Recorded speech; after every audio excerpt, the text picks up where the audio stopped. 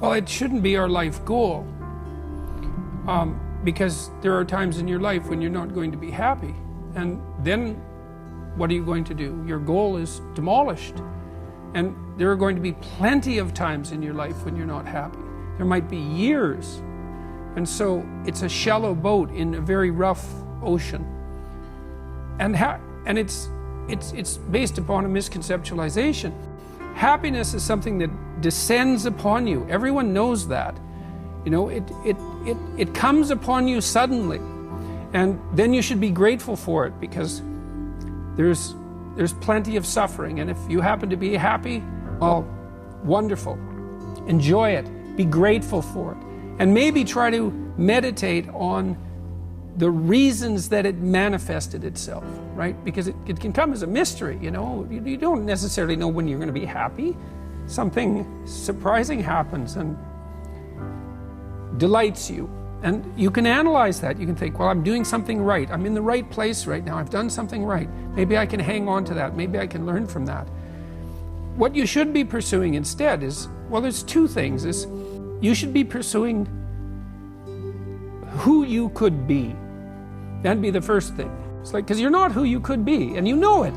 You have guilt and shame and regret, and you berate yourself for your lack of discipline and your procrastination and all your bad habits. You know perfectly well that you're not who you could be.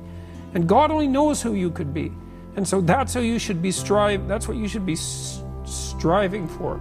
And associated with that, you should be attempting to formulate some conception of the highest good that you can conceive of, that you can articulate.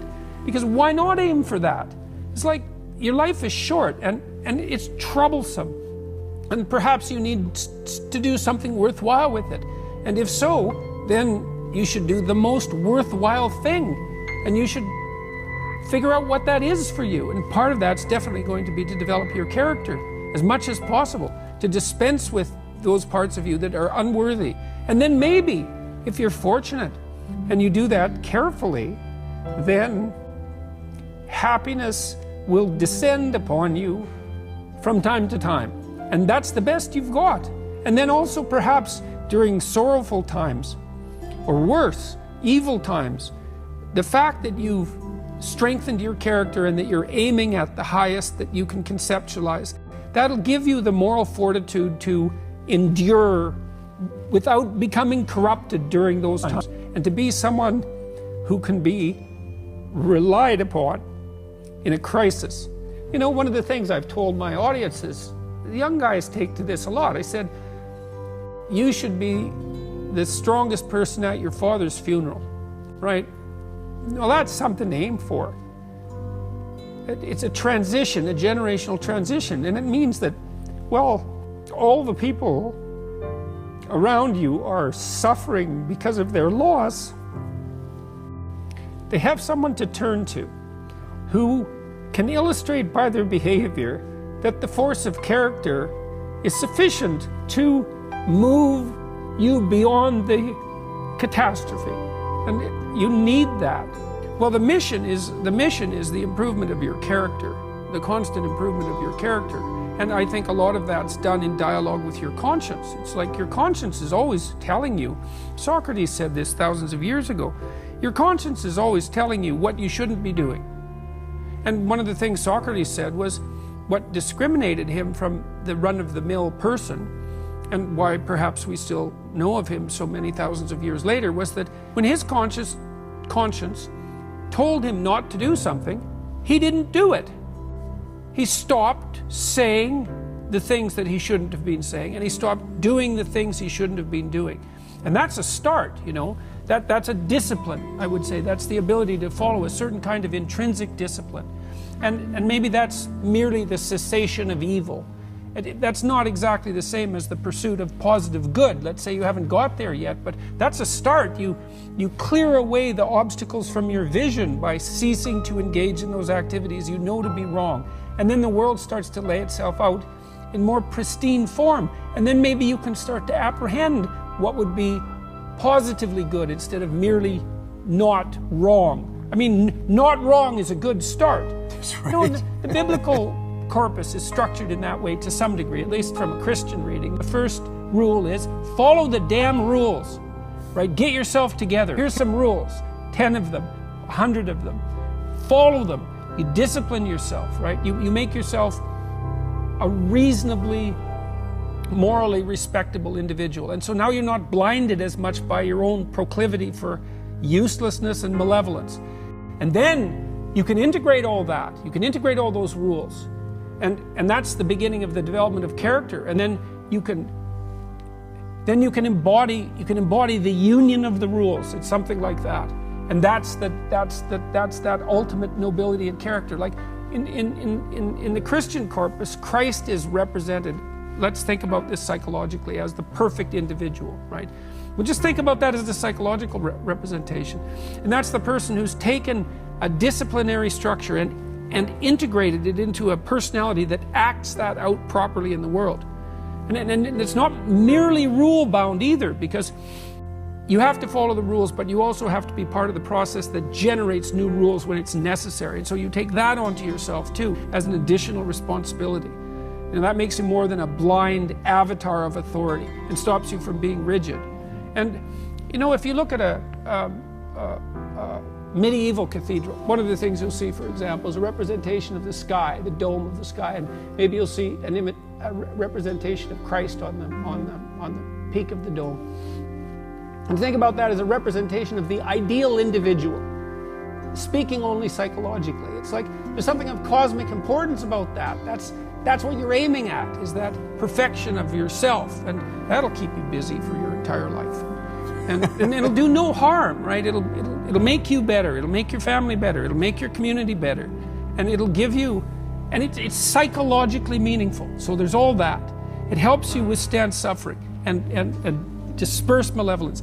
But it's also extraordinarily practical, because if you become a better person, then you start to be good for things, you know? You can fix problems. You can handle a funeral. You can handle a difficult situation, you know? And so it's not only that it's psychologically meaningful to pursue the highest of goals and the development of your character, but it's also the best possible thing that you can do practically here and now in the material world to make it less terrible than it might otherwise be.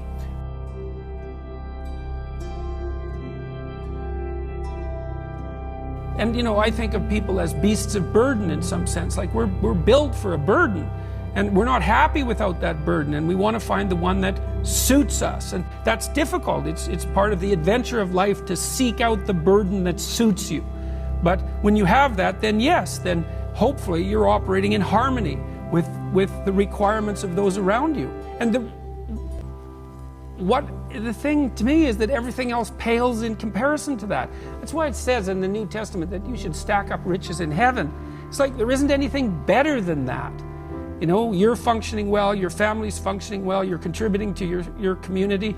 What you're doing is worthwhile, you know. You're not tormented by your conscience. You're aiming at something that the sacrifices that you have to make that clearly justify the sacrifices you have to make. Maybe even the sacrifice of your life, because you're in this, like this is a mortal game. You're in this with your whole life. And you'd think that what that would mean, at least in part, is that you need to find a game to play that's of sufficient grandeur and nobility so that perhaps even the fact that mortality is built into the structure now becomes justifiable. I mean, it's a hell of an ambition, but it doesn't seem to me to be something that's impossible. I think you can live your life enough so that it justifies itself despite its limitation. That's the real question. Can you do that? And I believe that you can, and I believe that what that means is that the human spirit fundamentally triumphs over death. And so that's optimism, you know, in the midst of the sorrow and the malevolence. We have the capacity, sorry. Don't be sorry. We have the capacity to transcend that. And there isn't anything more optimistic than that. And there's nothing in it that isn't good. Right? It's good for you. good for the people you love. It's good for the broader society. It's like it's good. And that'll take you through your times of travail. There isn't anything else that will. And then maybe on your deathbed you can think, I justified the privilege, the terrible privilege of my existence. And maybe that's good enough. It's possible that that's good enough. You certainly don't have anything better to do than that, as far as I can tell.